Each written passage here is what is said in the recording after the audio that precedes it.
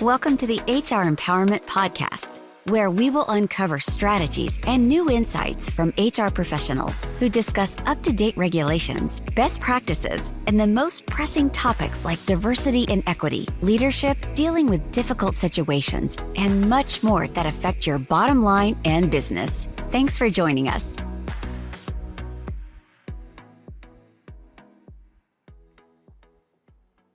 Hi, everybody. Today we're here to talk about performance reviews. Oh, how everybody just loves performance reviews.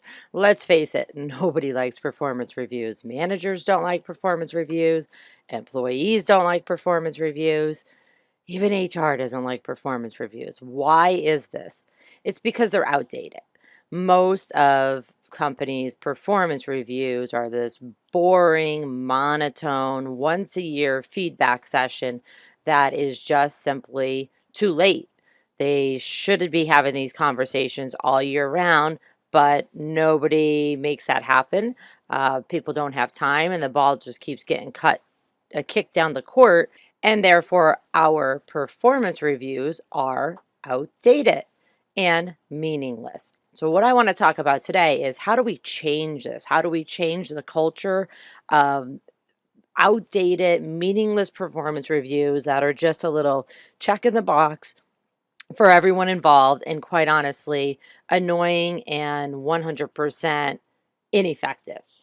We want to move our performance reviews into regular feedback. I don't know, maybe effective people management. So we want to make sure that it's not just about performance, but it's about goals and meeting those goals and metrics in those goals.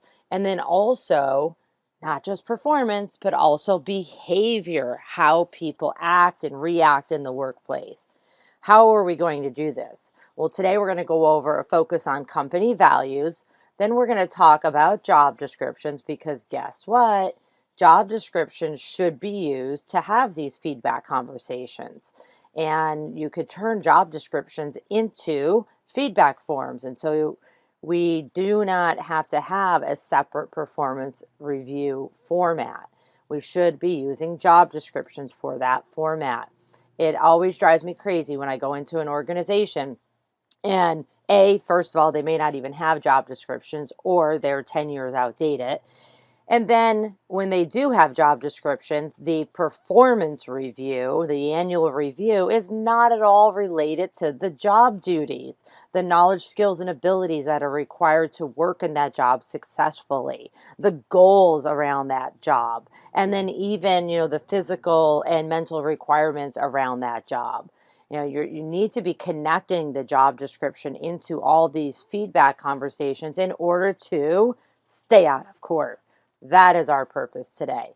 So if you've been on any of my podcasts before, or any of my training sessions, or you've read any of my books, you know that I love to talk about company values. And why do I want to talk about company values? And you might call them something else, but performance, good or bad performance, is usually pretty easy to identify, and it should be easy to handle. It's not always easy to handle, because the longer we ignore it, the harder it is to discuss. And people have been getting away with good or bad performance, I should say, for a while. And if you don't give them feedback, well, geez, how do they know that it's bad performance? But I digress.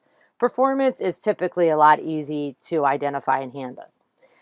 I find through my experience that managers get stuck and they're scratching their head when they don't know how to deal with behavioral issues. People are popping an attitude, or they're coming to work late, or violating these company values or expected behaviors in the workplace.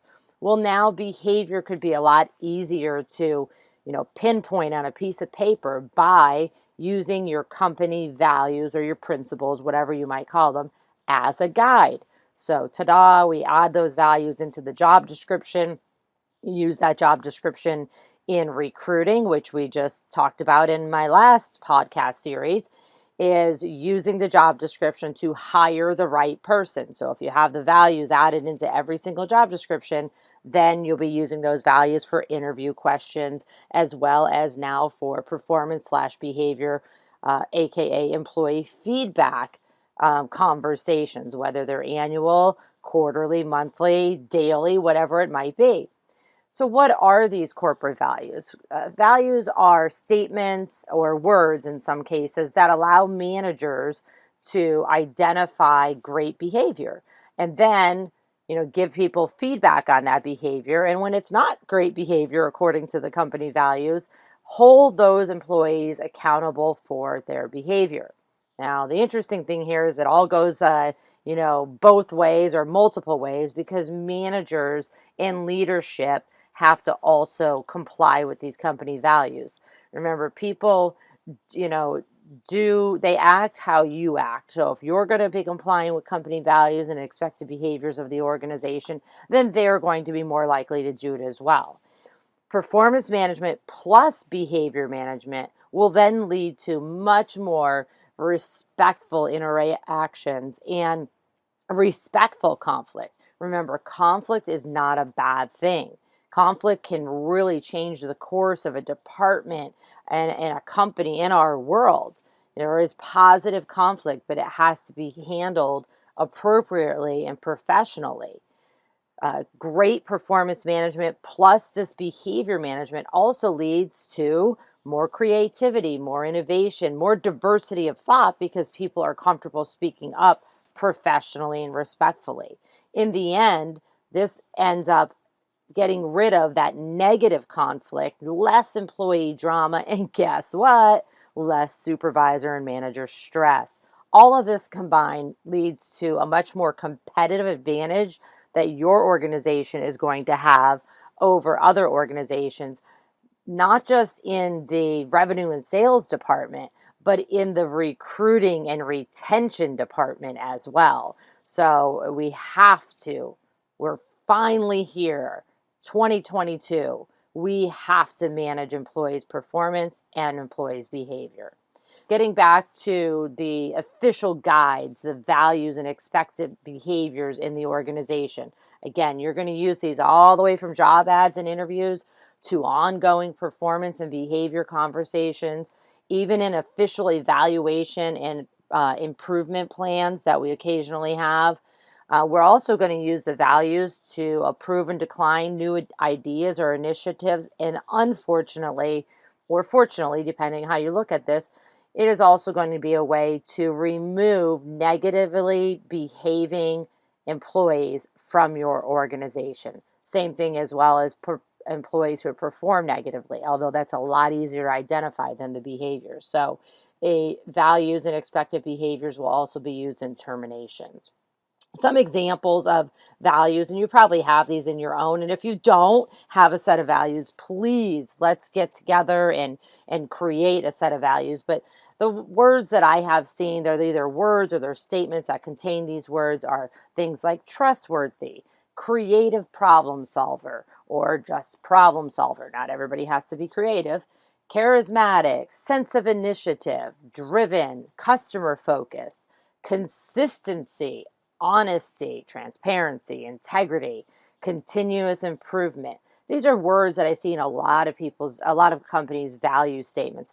You do want to be careful though in some words because even some that I've already just mentioned, like charismatic, everybody in the organization does not have to be charismatic. And in fact, you probably don't want everybody in your organization to be charismatic because they may not that may not be the right trait for a specific job, say like a super focused, detail, data driven job. So do be careful when you're creating value statements that the words go throughout the entire organization and not just the couple leaders in the organization. So we want to make sure that everybody that is employed there feels comfortable with these values, and then you're going to use those values to pick people out in the community to come work for your organization because you're going to be asking questions about that in the interview and then all the way through every single review and feedback session. Values, again, they're going to be crucial for removing employees with bad behavior or poor attitudes from your team permanently. Today's session is about feedback, no more outdated performance reviews. And so values, expected behaviors should definitely be involved in these conversations, in every single performance or behavior conversation that occurs with an employee or even with a candidate as well. In order to create your own value statement or set of values on your own, I actually have step-by-step directions in my second book, which is about dealing with jerks at work. And it's a step-by-step instructions on how to create company values via a committee. Why a committee? I like to have committees because then you get a diverse set of thought and a diverse set of people involved, including one or two of those individuals that already have one step out the door. Maybe if you engage them in creating new behaviors expected in the workplace, they may be back in and feel, okay, I'm engaged, or the culture is changing here. So please, if you don't already have a set of values, make sure that you get a committee together to create them. And if you do have a set of values, dust them off, make sure they're appropriate for today, the year 2022, wherever your company stands for today.